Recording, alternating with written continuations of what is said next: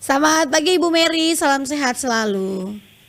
Selamat pagi juga Ibu Femi, selamat pagi RRIND dan pendengar dimanapun berada, salam sehat. Ini dari suaranya semangat sekali, berarti sudah siap untuk menjalani hari nih Bu Mary ya? Jelas dong, jelas sekali, sudah Baik. siap. Nah Bu Mary, terkait dengan kunjungan kerja dari anggota Komisi Pemilihan Umum Republik Indonesia, bisa disampaikan seperti apa nih hasil dari monitoring pengelolaan data pemilih berkelanjutan di ND Bu? Baik, Ibu Femi dan pendengar RRI dimanapun berada, pertama kita sangat bersyukur karena KPU Kabupaten ND dan juga Kabupaten ND langsung dikunjungi oleh salah satu anggota Komisi Pemilihan Umum Republik Indonesia, Bapak Frian Asis, yang juga menjadi Ketua Divisi Program dan Data. Hasil dari monitoring yang dilakukan oleh beliau bahwa angka 171473 kondisi data pemilih hasil pemutahiran di bulan Februari tahun 2022 dari angka yang sebelumnya yang kita gunakan di pemilu 2019 lalu 168266 menunjukkan perubahan yang baik. Dari 168266 di tahun 2019 yang lalu, saat ini periode Februari 2022 angkanya 171473. Hasil ini menunjukkan bahwa Kabupaten ND secara serius, secara bersama-sama dengan KPU sebagai penyelenggara pemilu yang diberikan oleh undang-undang untuk mengelola data pemilih ini sangat baik hasilnya, hasil kerjasama dari berbagai pihak, pemerintah daerah, TNI, Polri, Dukcapil, masyarakat melalui kecamatan, desa, kelurahan, lembaga pendidikan, itu secara bersama-sama bergerak untuk memutakhirkan data ini secara baik dan dilakukan secara konsisten dari bulan ke bulan. Oke. Begitu Ibu. Jadi memang ini ada peningkatan dalam pemuktahiran data pemilih ya Bu ya di Kabupaten ND. Iya, benar. Oke. Nah, apakah saat ini proses dari PDPB ini sedang berlangsung, masih berlangsung, ataukah nanti menunggu untuk waktu resminya dulu nih Ibu untuk tahapan pemuktahiran data pemilih berkelanjutan? Baik. Pemutahiran data pemilih berkelanjutan ini kita KPU seluruh Indonesia sudah dimulai sejak bulan Februari tahun 2020 yang lalu, pasca kita pemilu 2019. Mulai tahun 2020 bulan Februari sampai dengan hari ini di bulan Maret tahun 2022 dan nanti sampai dengan bulan-bulan ke depan kita akan terus melakukan proses pemutahiran data pemilih ini. Jadi saat ini sedang berlangsung. Oke. Sedang berlangsung. Jadi angka 171473 di bulan Februari 2022 kita akan lihat lagi karena saat ini KPU ND sedang memproses data-data yang masuk untuk dimutakhirkan lagi, untuk kita rekap lagi di akhir bulan Maret tahun 2022 ini. Jadi angkanya dari 171473 di Maret nanti bisa saja berubah lagi, apakah dia naik, apakah dia turun. Begitu Ibu Feni. Oke.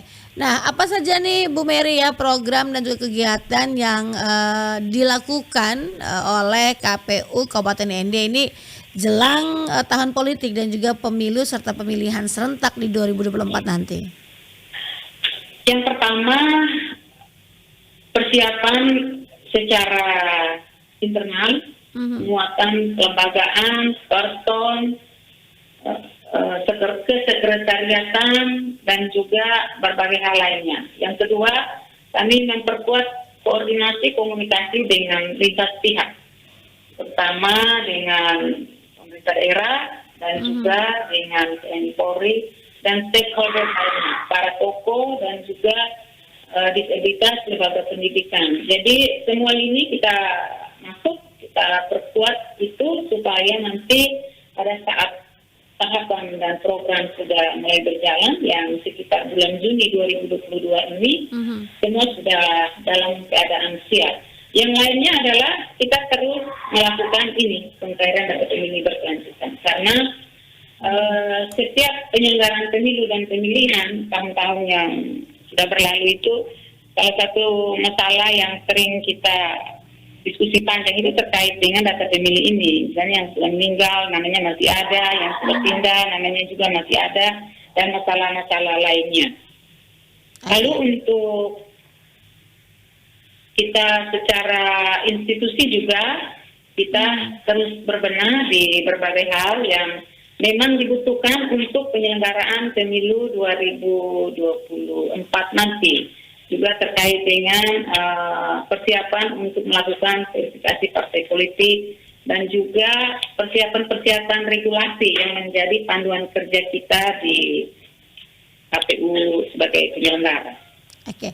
Nah, dalam pemilu dan juga pemilihan serentak 2024 ini juga ada yang namanya aplikasi Lindungi Hakmu. Kemudian kemarin dalam kunjungan anggota Komisi KPU RI juga melatih, membuat dan mensosialisasikan ke beberapa tempat wisata yang menjadi tujuan untuk dikunjungi. Nah, bisa dijelaskan seperti apa aplikasi ini, Ibu, dan apa manfaatnya?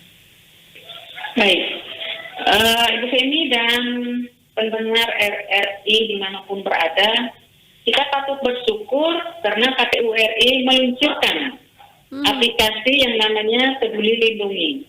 Aplikasi ini adalah penyempurnaan dari aplikasi yang sudah ada sebelumnya yang diluncurkan tahun 2018, namanya Peduli Lindungi. Lindungi Hakmu ya? Peduli Lindungi, aplikasi sebelumnya. Peduli Lindungi, dan di 2022 itu disempurnakan sehingga namanya menjadi Peduli Lindungi Hakmu. Sebelumnya Peduli Lindungi di 2018 setelah melakukan penyempurnaan berbagai fitur dan lain-lain, namanya menjadi Lindungi Hakmu. Nah, itu aplikasi yang diluncurkan di tahun 2022 ini oleh KPU RI.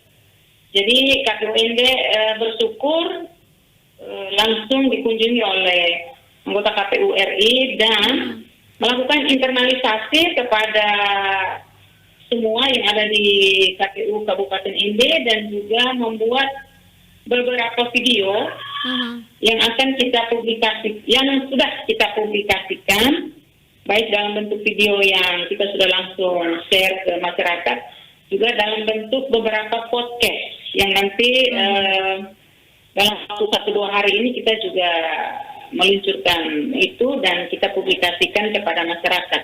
Cara kerjanya sangat mudah. Di setiap HP Android sudah ada Google Play Store, dan melalui RRI ND, bagi yang barangkali belum bergabung dengan website resmi KPU ND, Facebook, Instagram, Twitter, itu bisa langsung mendownload aplikasi Lindungi Hakmu. Setelah di-download, buka aplikasi itu, dan kita mulai melakukan pencarian sesuai yang kita perlukan. Misalnya kalau kita mau mengecek apakah kita sudah terdaftar di dalam daftar pemilih, itu ada fiturnya. Kita bisa buka di situ dan mengikuti proses petunjuk dari aplikasi itu. Kalau memang nama kita belum ada, kita mendaftar sebagai pemilih baru. Itu bisa langsung didaftar di aplikasi itu dan ikuti petunjuk yang ada. Lalu juga kalau misalnya kita pindah alamat, itu kita memperbaiki elemen data kita, bisa dilakukan di situ. Dan juga kita bisa menyampaikan kepada penyelenggara bahwa ada yang sudah tidak memenuhi syarat. Misalnya ada yang meninggal, dan juga ada yang sudah alih status, misalnya yang sebelumnya sipil saat ini menjadi TNI Polri, atau sebaliknya yang saat ini yang sebelumnya TNI Polri saat ini sudah yang sudah sipil, itu bisa dilaporkan di situ. Dan di aplikasi itu juga kita bisa mengecek data pemilih di 2019, data pemilih di 2022, baik per kabupaten, per provinsi, per kecamatan, desa, kelurahan, itu lengkap di dalam aplikasi itu. Jadi sangat membantu di sini. Oke, baik. Jadi ini memang memudahkan juga nih untuk para pemilih nantinya ya ketika ingin mengupdate informasi tentang diri mereka ataupun juga memperbaharui data diri bisa langsung di aplikasi Lindungi Hakmu ini ya Bu Mary ya. Iya, langsung di situ bisa. Oke. Nah, kemudian Bu Mary, ini kan sudah bisa digunakan sekarang nih ya aplikasi Lindungi Hakmu. Bagaimana respon dari masyarakat yang sudah menggunakan aplikasi ini? Apakah cukup banyak ada perubahan-perubahan yang dilakukan oleh masyarakat pemilih ini sendiri ataukah seperti apa nih Bu Mary? Baik, jadi terhadap respon masyarakat, kami karena baru diluncurkan di 2022, ada sebagian masyarakat yang memang selama ini aktif mengikuti media sosial resminya KPUND. Itu ada banyak informasi yang disampaikan kepada KPUND bahwa aplikasi ini sangat memudahkan dan juga sangat membantu ketika mereka membutuhkan informasi-informasi. Jadi tidak perlu datang langsung ke kantor KPU untuk mengecek apakah saya ini sudah terdaftar atau belum, alamat saya sudah benar atau belum, NIK dan NKK saya sudah benar atau belum. Kita langsung dicek di aplikasi itu. Dan kita KPUND mulai beberapa waktu yang lalu kita sudah sangat aktif melakukan sosialisasi. Sosialisasi belum menjangkau misalnya harus jalan mengunjungi desa dan kecamatan, tapi kami melalui media sosial dulu, baik yang media sosial resminya KPUND, juga melalui media sosial semua kita yang berada di KPUND, di grup WhatsApp, ke Facebook, dan juga kepada teman-teman dan keluarga. Lalu kalau ada pertanyaan respon yang itu kita jelaskan cara dan prosedur cara menggunakan aplikasi itu. Jadi responnya sangat baik dan kita berharap melalui RRIND masyarakat yang mendengar ini bisa mendownload aplikasi itu dan bisa langsung berproses. Kalau ada kesulitan bisa menghubungi KPUND.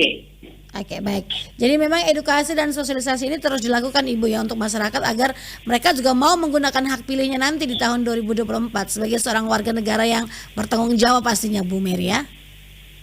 Benar sekali. Oke, baik Bu Mary, terima kasih untuk informasinya pagi hari ini. Selamat beraktivitas kembali dan semoga dalam segala proses dan juga seleksi nantinya jelang tahun politik dan pemilihan serentak 2024 semuanya berjalan dengan baik dan lancar. Selamat pagi Ibu, salam kompak, salam sehat selalu. Selamat pagi Ibu Femi, selamat pagi RRIND dan pendengar semuanya. Salam sehat.